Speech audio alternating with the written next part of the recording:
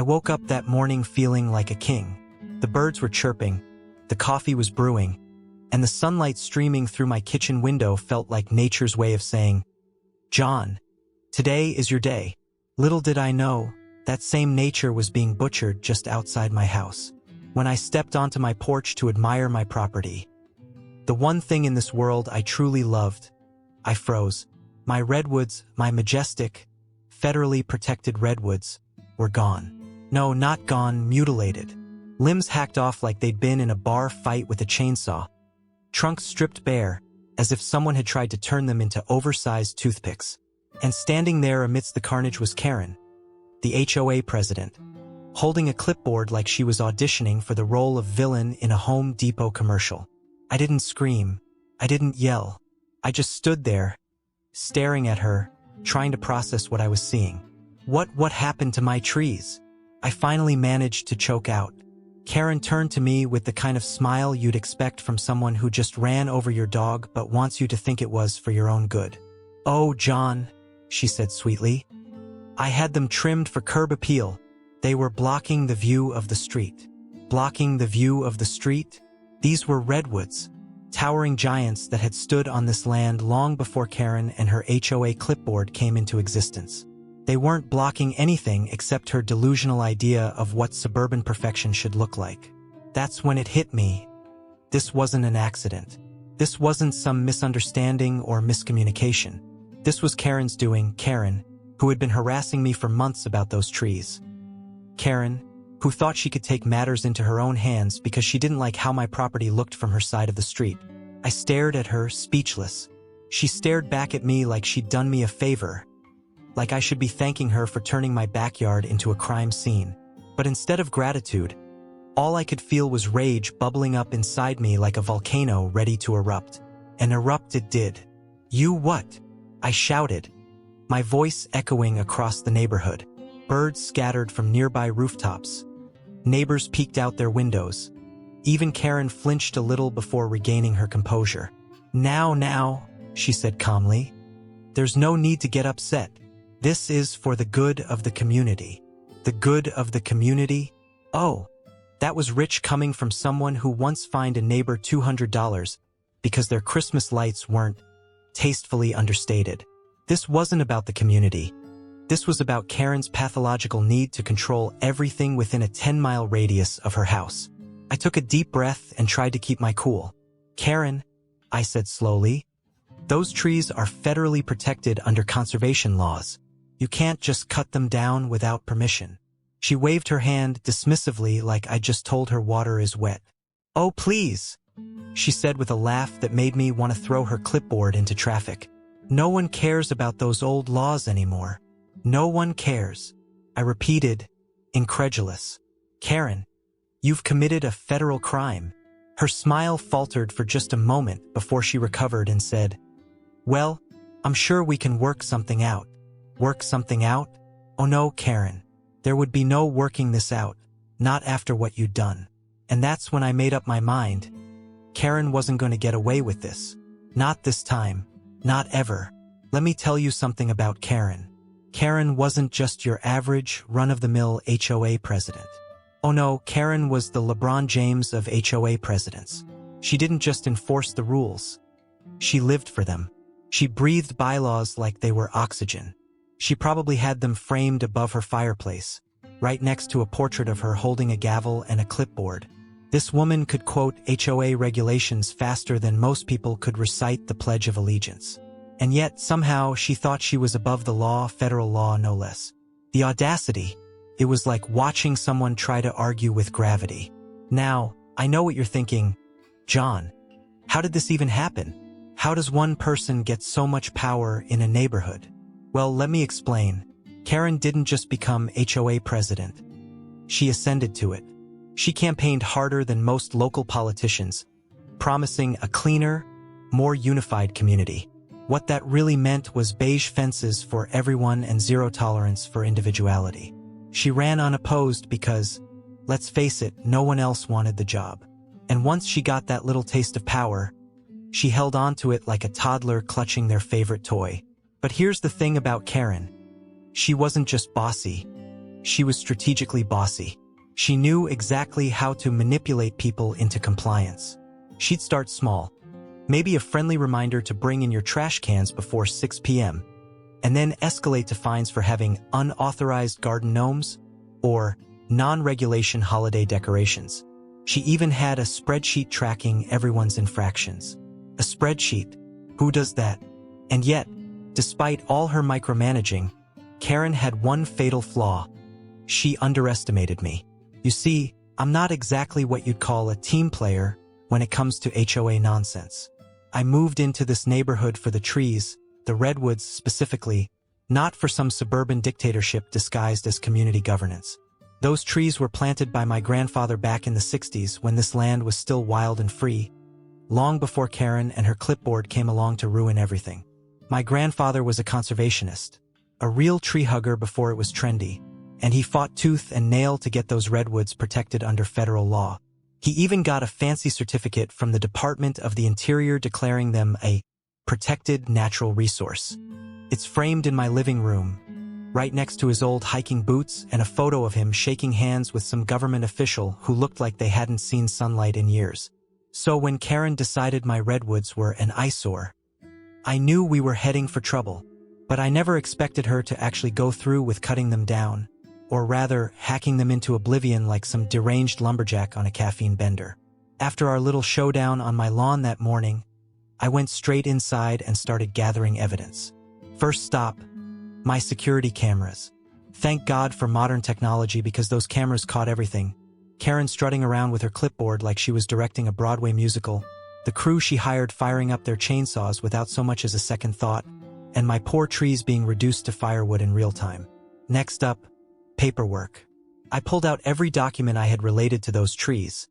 The conservation deed, old letters from environmental agencies praising my grandfather's efforts, even an article from the local paper titled, "Man Saves Redwoods from Urban Development." I spread it all out on my dining table like I was preparing for battle, which, in a way, I was. But here's where things got interesting. As I dug deeper into Karen's actions, I realized this wasn't just about my trees. Oh no, Karen had been running the HOA like her own personal fiefdom for years. She'd been fining people left and right for ridiculous things, like having too many cars in their driveway or using non-HOA-approved mulch in their flower beds, and pocketing the money under the guise of administrative fees. One neighbor told me she'd been fined $500 because her mailbox wasn't painted the exact shade of taupe listed in the HOA guidelines.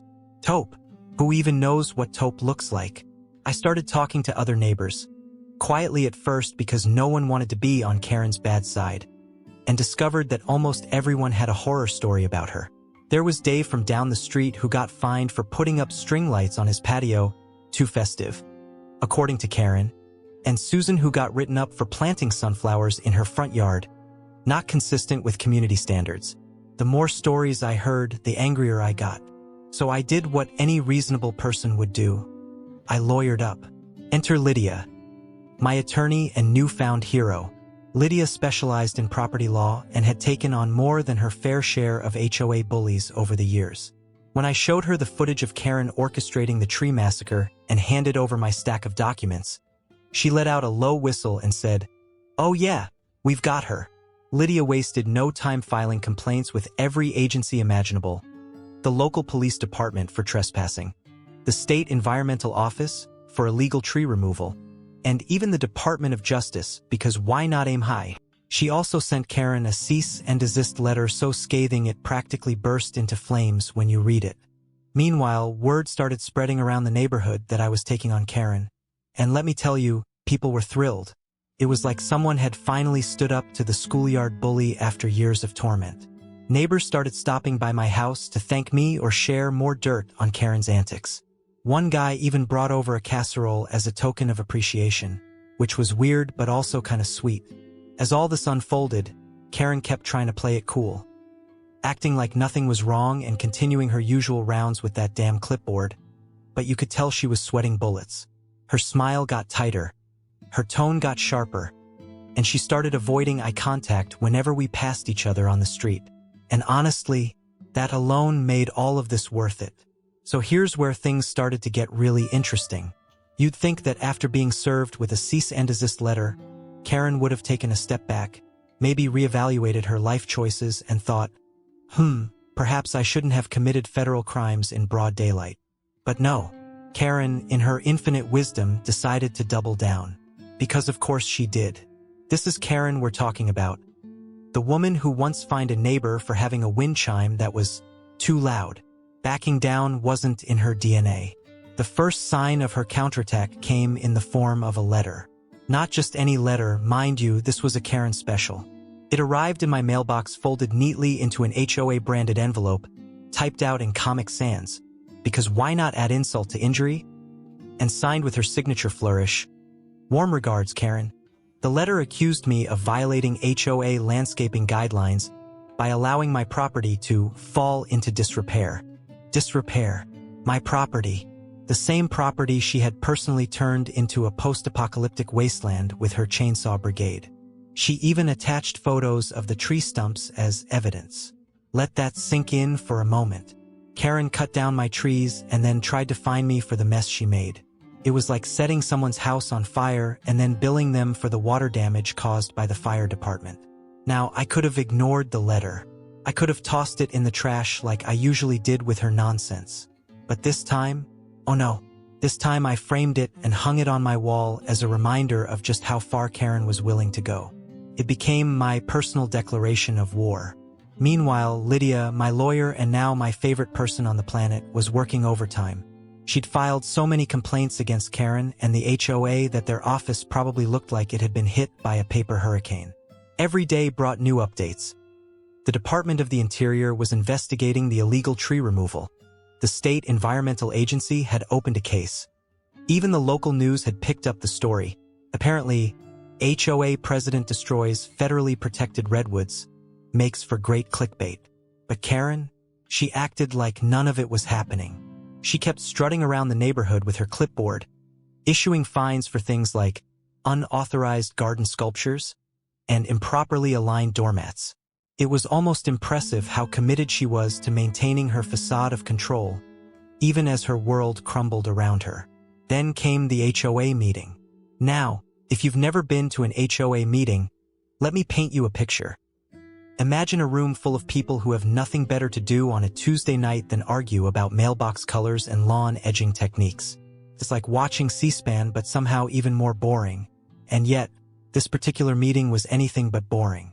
Word had spread about what Karen had done to my trees, and let's just say attendance was at an all-time high. The room was packed with neighbors who were tired of her antics and ready to see some fireworks. And boy, did they get their money's worth. Karen started the meeting as she always did, with an overly cheerful welcome, everyone, followed by a long-winded speech about community values and shared responsibility.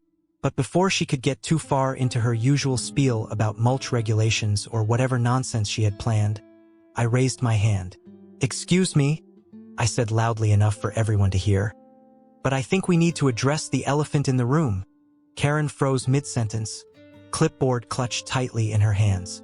"I'm sorry," she said with that fake smile plastered across her face. "But this isn't the time for personal grievances." "Oh, I think it is," I shot back. Because last time I checked, cutting down federally protected trees without permission isn't just a personal grievance. It's a crime. The room erupted into murmurs. Karen's smile faltered for just a moment before she regained her composure. "John," she said sweetly, "we've already discussed this matter privately." "No," I said firmly, standing up from my chair. "We haven't discussed anything because you refused to take responsibility for what you did." At this point, one of my neighbors, Dave from down the street, chimed in, "Yeah, Karen, what gives you the right to destroy someone else's property?" Karen's eyes darted around the room as more voices joined in. Susan from 2 houses over added, "And why are we paying all these HOA fees if you're just going to waste them on lawsuits?" It was glorious. A full-blown mutiny against Queen Karen and her clipboard kingdom. Desperate to regain control, Karen slammed her clipboard onto the table and snapped, "This is not productive. We need to focus on moving forward as a community." But it was too late. The floodgates had opened. Neighbor after neighbor stood up to share their grievances. Everything from unfair fines to arbitrary rules about holiday decorations. And by the end of it, Karen looked like she wanted to crawl under the table and disappear. The best part? Lydia had shown up unannounced with copies of every legal complaint we'd filed against Karen and the HOA. She handed them out like party favors while explaining, in excruciating detail, just how much trouble Karen was in. By the time the meeting ended, there wasn't a single person left in that room who still supported her. Even Greg, the HOA treasurer who used to follow Karen around like a lost puppy, refused to make eye contact with her as he shuffled out the door.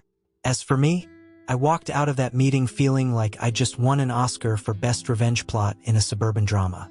But don't worry, this story isn't over yet. Because while Karen may have lost her grip on power that night, there were still plenty more battles ahead. After that HOA meeting, you'd think Karen would have taken the hint. I mean, having an entire room full of your neighbors turn on you is a pretty clear sign that maybe, just maybe, you've gone too far. But no, Karen wasn't just stubborn. She was Karen-level stubborn. She wasn't going to let a little thing like public humiliation or a stack of legal complaints stop her from clinging to her precious clipboard power. If anything, she seemed more determined than ever to prove she was in charge. The next morning, I woke up to find yet another letter from the HOA in my mailbox. At this point, I was half convinced Karen had a personal courier service just for delivering her nonsense. This one was a notice of violation, claiming that my lawn was not in compliance with HOA landscaping standards. Now, let me be clear, my lawn was immaculate. I'm talking freshly mowed, edges trimmed, not a single weed in sight. It looked like something out of a Home Depot commercial. But apparently, Karen had decided that my grass was too green. Yes, you heard that right, too green. According to her, it clashed with the neutral tones of the neighborhood. I couldn't make this stuff up if I tried. At first, I thought about ignoring it. After all, what could she possibly do? Fine me for having a nice lawn? Oh wait, she already had. But then I realized this wasn't just about my grass. This was about principle. Karen was trying to intimidate me into backing down, and there was no way I was going to let her win. So I did what any reasonable person would do. I turned my lawn into a masterpiece of petty defiance. I went out and bought every garden gnome I could find. Big ones, small ones, some that lit up at night, and arranged them in an elaborate tableau across my front yard. There were gnomes fishing in a tiny pond, gnomes having a tea party under a miniature gazebo, even a gnome DJ spinning tiny records at an imaginary rave. It was glorious. A technicolor explosion of whimsy that stood in stark contrast to the beige monotony of the rest of the neighborhood. And the best part? It drove Karen absolutely insane. She showed up at my door less than 24 hours later, clipboard in hand and steam practically coming out of her ears. "John," she said through gritted teeth, "this display violates multiple HOA regulations." "Does it?" I asked innocently. I don't recall seeing anything in the bylaws about garden gnomes. Karen flipped through her clipboard like she was searching for some obscure rule to back her up. "Well," she sputtered, "it's implied. This kind of excessive decoration disrupts the visual harmony of the community." "Visual harmony?" I repeated with a straight face. "Karen, you cut down my federally protected redwoods because they disrupted visual harmony. Forgive me if I don't take your aesthetic opinions too seriously." That shut her up, at least for the moment. She stormed off in a huff, muttering something about filing another complaint. Meanwhile, Lydia was making progress on the legal front. The Department of the Interior had officially launched an investigation into Karen's unauthorized tree massacre, and they weren't messing around. Apparently, cutting down federally protected redwoods is kind of a big deal. Who knew? They sent out a team of inspectors to survey the damage and collect evidence. And let me tell you, watching Karen try to explain herself to a group of very serious-looking federal agents was chef's kiss perfection. One of the agents, a tall guy with sunglasses who looked like he'd just stepped out of an action movie, pulled me aside and said, "We're going to make sure justice is served here." He handed me his card and added, "If she gives you any more trouble, let us know." "Oh, don't worry, I planned on it." But here's where things took an unexpected turn. As word spread about the investigation, more and more neighbors started coming forward with their own complaints about Karen and the HOA. Turns out my Redwoods weren't the only victims of her power trip. One family revealed that Karen had forced them to repaint their house 3 times because she didn't like the shade of white they'd chosen. Too bright, she'd said. Another neighbor shared how she'd been fined $1,000 for installing solar panels without HOA approval, even though state law explicitly allowed it. It was like peeling back layers of an onion made entirely of pettiness and corruption. And then came Greg. Greg was the HOA treasurer, a mild-mannered guy who always seemed slightly terrified of Karen but never spoke up against her. At least not until now. Greg showed up at my house one evening looking nervous but determined. He had a folder tucked under his arm and kept glancing over his shoulder like he thought Karen might pop out of the bushes at any moment. "I need to show you something," he said quietly. What Greg revealed was nothing short of scandalous. Financial records showing that Karen had been misusing HOA funds for years. She'd been funneling money into personal projects, like hiring landscapers to redo her backyard and buying custom furniture for her home office, all under the guise of community improvements. And because no one ever questioned her authority or bothered to read the annual budget reports, she'd gotten away with it, until now. Armed with this new evidence, Lydia and I filed yet another complaint, this time with both the State Attorney General's office and the IRS. Because if there's one thing you don't mess with, it's taxes. Within days, Karen's world started unraveling faster than a cheap sweater in a washing machine. The final blow came when federal agents returned with subpoenas for HOA records and announced that they were recommending criminal charges against Karen for violating conservation laws and embezzling funds. Watching her get served those papers on her perfectly manicured lawn? Priceless. By this point, even Karen's most loyal supporters had abandoned ship. The HOA board held an emergency meeting and voted unanimously to remove her as president. A decision met with thunderous applause from everyone in attendance. As for me, well, let's just say my yard became something of a local landmark after all this went down. People would drive by just to take pictures with my gnome display, which had grown considerably thanks to donations from supportive neighbors. And while my Redwoods may have been gone, their legacy lived on. In lawsuits filed against Karen, and in the newfound sense of community among my neighbors who finally realized they didn't have to live under her tyrannical rule anymore. After Karen's dramatic fall from grace, you'd think the story would be over. The HOA board had ousted her. The federal agents were building a case against her. And my yard was the talk of the neighborhood thanks to my ever-expanding gnome collection. But no, Karen wasn't done yet. Because if there's one thing you can count on with someone like Karen, it's that they'll go down swinging. Even if they're swinging wildly and hitting nothing but air. It started with a rumor. Susan from 2 houses over, who, by the way, makes the best banana bread in the neighborhood, told me she'd overheard Karen at the grocery store ranting about how she was the real victim in all this. Apparently, Karen was telling anyone who would listen that she was being unfairly targeted by a conspiracy of ungrateful neighbors and an overzealous tree hugger with a vendetta. That would be me, in case you were wondering. Now, I could have ignored it. I could have let her stew in her own delusions while the legal system did its thing. But then Karen made her next move. She started a petition to reinstate herself as HOA president. Yes, you heard that right. Karen, who was under investigation for embezzlement and federal crimes, thought she could rally enough support to take back control of the HOA. It was like watching someone try to put out a fire by throwing gasoline on it. Bold? Sure. Delusional? Absolutely. The petition showed up in everyone's mailbox one sunny Saturday morning. It was printed on fancy paper with an embossed HOA logo at the top, because of course it was, and came with a letter from Karen explaining why she was the best person to lead our community through these challenging times. She even threw in some thinly veiled jabs at me, calling out certain individuals who had sown division and chaos in the neighborhood. I laughed so hard I nearly choked on my coffee. But here's the thing. As ridiculous as it was, Karen's petition actually got a few signatures. Not many. Just a handful of people who either didn't know what was going on or were too polite to say no. But enough to make me realize I couldn't just sit back and let her spread her nonsense unchecked. So I decided to fight fire with fire, or rather, fight absurdity with even more absurdity. I created my own petition, but instead of calling for Karen's reinstatement, mine called for her permanent banishment from all HOA activities, meetings, and decision-making processes. I titled it the Anti-Karen Initiative and made sure it was as over-the-top as possible. The opening line read, "We, the undersigned residents of this neighborhood, believe that Karen has caused enough damage to our community and should henceforth be prohibited from wielding any form of power, real or imagined, over our lives." I printed out copies and started going door to door with my clipboard like some kind of reverse Jehovah's Witness. And let me tell you, people loved it. By the end of the day, I had more signatures than Karen could have dreamed of. But I didn't stop there.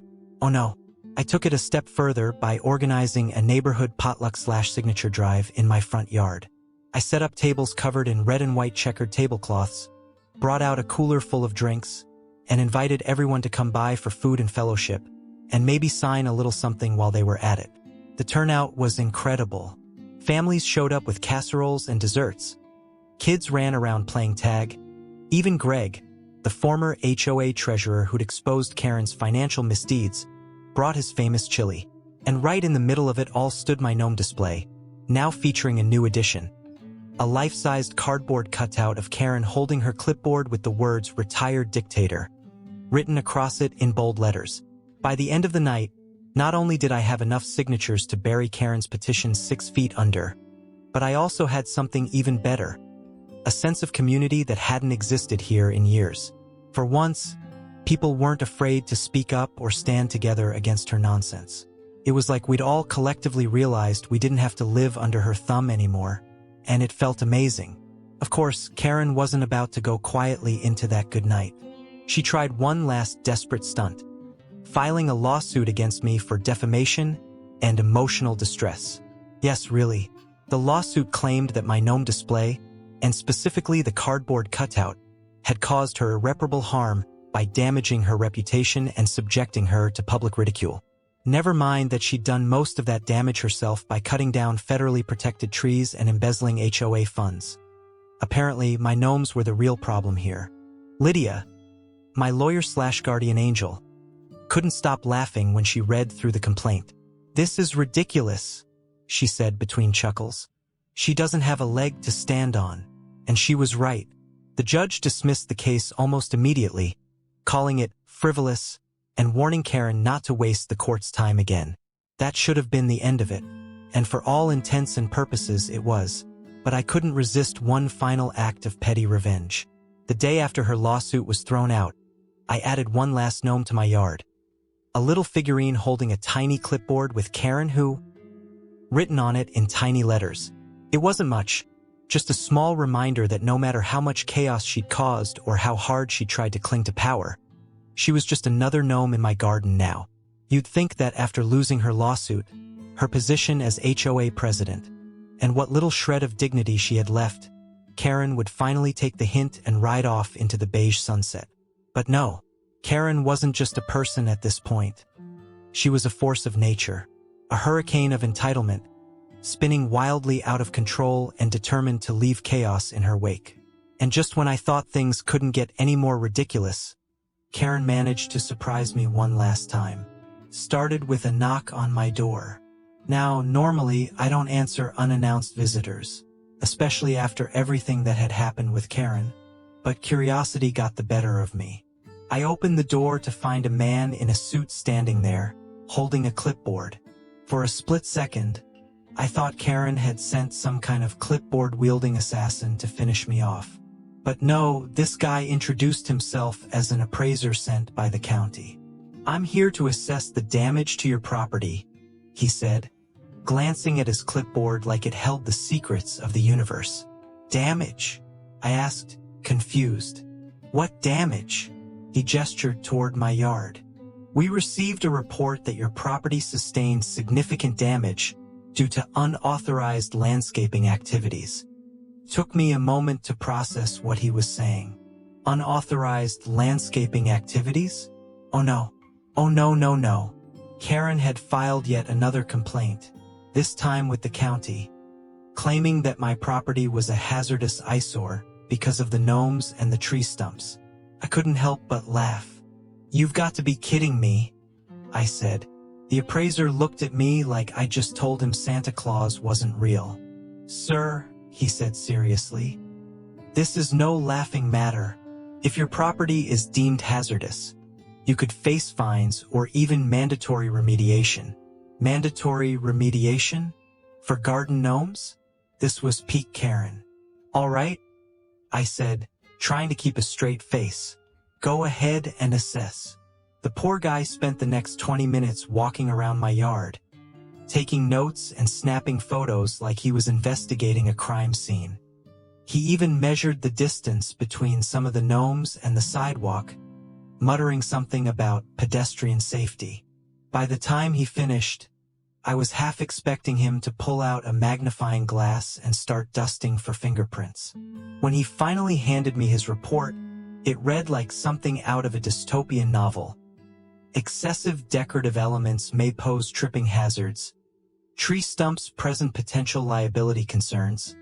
Overall aesthetic disrupts neighborhood cohesion. Neighborhood cohesion. That one really got me. But here's where it gets good. While this guy was busy writing up his ridiculous report, Lydia, my lawyer/best friend at this point, happened to stop by to drop off some paperwork related to Karen's ongoing legal troubles. She took one look at the appraiser and said, "What's going on here?" I explained the situation, and Lydia's eyes lit up like it was Christmas morning. "Oh, this is going to be fun," she said with a grin. Lydia immediately started grilling the appraiser about his credentials, his authority to issue citations, and whether or not he'd actually read any of the county's landscaping ordinances. Spoiler alert, he hadn't. Turns out Karen had filed her complaint under some obscure municipal code that didn't even apply to residential properties. The appraiser apologized profusely and left so quickly he practically sprinted back to his car. But Lydia wasn't done yet. She decided it was time to go on the offensive. Using Karen's own complaint as evidence, Lydia filed a counter-complaint with the county accusing Karen of harassment and abuse of public resources. She also sent a strongly worded letter to Karen's attorney. Yes, she still had one. Demanding that Karen cease all further attempts to interfere with my property or face additional legal action. The best part? Lydia CC'd every single member of the HOA board on that letter. Within days, Karen's antics became the talk of the neighborhood once again. But this time, people weren't just annoyed. They were furious. The HOA board called an emergency meeting without inviting Karen to discuss how they could prevent her from causing any more trouble. By the end of it, they'd passed a new bylaw explicitly banning former board members from filing complaints against current residents without board approval. In other words, they'd officially Karen-proofed the HOA. As for me, well, I decided it was time to celebrate my victory in style. I threw another neighborhood potluck, this time with a theme, Gnome Sweet Gnome. I decorated my yard with even more gnomes, including one dressed as a lawyer holding a tiny briefcase in honor of Lydia, and set up a photo booth where people could pose with cardboard cutouts of their favorite HOA bylaws. It was ridiculous and over the top and absolutely perfect. The turnout was even bigger than last time. Families brought food. Kids played games. Greg, the former treasurer-turned-whistleblower, showed up with his famous chili again. Seriously? That man could open a restaurant. And for one glorious evening, we all forgot about Karen and just enjoyed being neighbors. But here's the thing. As much as I loved sticking it to Karen, and believe me, I loved it, I realized something important that night. This whole ordeal wasn't just about revenge or proving a point. It was about reclaiming our community from someone who had tried to control it for far too long. Karen may have started this war over my redwoods, but in the end, she did something she never intended. She brought us together. After the Gnome Sweet Gnome potluck, you'd think life in the neighborhood would finally settle down. The HOA had been Karen-proofed. Her clipboard had been metaphorically, and maybe literally, burned, and my yard was now a local landmark. But Karen? Oh, Karen wasn't done. Not entirely. You see, when someone like Karen loses their power, they don't just disappear. No, they linger. Like the smell of burnt popcorn in a microwave or that one pair of socks you can never quite find after doing laundry. For weeks after the potluck, Karen became the neighborhood ghost. She didn't show up at HOA meetings anymore, not that she was invited. And her once daily power walks with her clipboard were replaced by furtive trips to her mailbox and back.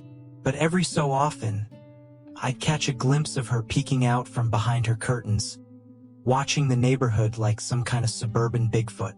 It was almost sad. Almost. And then one day, she made her final move. It was a Saturday morning, bright and sunny, with just enough breeze to make you feel like maybe life wasn't so bad after all. I was outside in my yard, rearranging my gnome collection, because yes, it had grown again. Don't judge me. When I noticed something odd, a for sale sign in Karen's yard. At first, I thought I was hallucinating. Surely Karen, the self-proclaimed queen of the cul-de-sac, would never willingly leave her kingdom. But no, there it was, a big, shiny for sale sign with one of those obnoxious top realtor in town badges slapped on it. Naturally, I couldn't resist finding out more. So I casually wandered over to Greg's house, because Greg knows everything, knocked on his door, and asked him what was going on. "Oh," Greg said with a grin that could only be described as gleeful. "Didn't you hear? Karen's moving." "Moving," I repeated, trying to keep my voice neutral even though my brain was screaming victory. "Yep," Greg said. "Apparently she's downsizing." He made air quotes around the word like it was code for something else entirely. Now, I don't want to speculate about why Karen decided to leave. Maybe it was the lawsuits piling up, or the fact that no one in the neighborhood would talk to her anymore, or maybe she just couldn't handle living next door to my gnomes. Whatever the reason, it didn't matter. What mattered was that Karen, the woman who had terrorized this neighborhood for years, was finally gone. But here's the thing. Even in her departure, Karen managed to leave one last parting gift. A reminder of who she really was. The day before she moved out, I found an envelope taped to my door. No return address, no name, just "to John," scrawled across the front in handwriting that looked suspiciously like Karen's. Inside was a single sheet of paper with a note that read, "Dear John, congratulations on your victory. You've proven yourself to be quite resourceful and petty. Enjoy your gnomes while you can. Warm regards, Karen." I laughed so hard I nearly fell off my porch. Petty? Me? This coming from the woman who once fined someone for having non-regulation bird feeders? It was almost too perfect. So what did I do? Naturally, I framed the note and hung it next to my other prized possession. Karen's original HOA violation letter about my trees. It felt like poetic justice, a little shrine to everything we'd been through as a community and how far we'd come. And honestly, life after Karen has been pretty great. The new HOA president, a lovely woman named Diane who actually listens to people, is working hard to rebuild trust in the neighborhood. The board has started hosting monthly block parties with themes to bring everyone together. And my yard? Well, let's just say it's become a bit of a tourist attraction. People from other neighborhoods have started driving by just to see the gnome house. Some even stop to take pictures or leave little trinkets for the gnomes. Tiny hats, miniature fishing poles, even a tiny bench that one particularly crafty neighbor made out of popsicle sticks. It's ridiculous and wonderful and everything Karen hated, which makes it even better. But more than anything else, what this whole experience taught me is that sometimes standing up for what's right isn't just about winning. It's about bringing people together. Sure, taking down Karen felt amazing, and let's be honest, hilarious. But what really mattered was how our neighborhood came together in the process. So if you're dealing with your own version of Karen, Whether it's an overzealous HOA president or someone who thinks they can control your life with passive-aggressive notes, just remember, you're not alone. Stand your ground, find your allies, and maybe a good lawyer. And don't be afraid to fight back with a little humor and creativity. Oh, and one last thing. If you enjoyed this story as much as I enjoyed living it, well, most of it, don't forget to like this video, share it with your friends, and drop a comment below about your own HOA horror stories or neighborhood drama. I'd love to hear them. And hey, if you haven't already subscribed to this channel, what are you waiting for? Join the community. We're all about standing up to Karens everywhere and having some laughs along the way. Thanks for listening. And remember, life's too short not to have fun with garden gnomes.